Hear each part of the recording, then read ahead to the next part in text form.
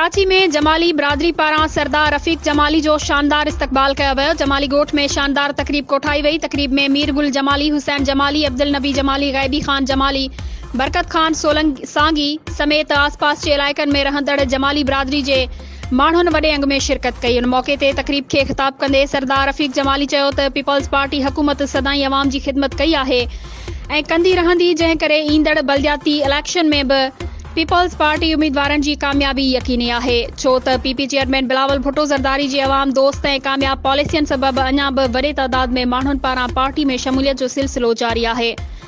रफ़ीक जमाली वधीक चयो आहे त बिरादरी जा नौजवान तालीम तरफ़ वध खां वधि ध्यानु ॾियनि त जीअं मुल्क जो मुआशरो तरक्की करे सघे। मां पंहिंजी बिरादरी जे नौजवाननि ऐं वस वारनि खे चवंदुसि त जमाली बिरादरी खां अलावा हर ग़रीब बेपहुच माण्हुनि जा भरझला थियो, जीअं उहे मायूस न थियनि। असीं सभिनी बिरादरी जे माण्हुनि खे पाण सां गॾु खणी हलंदासीं।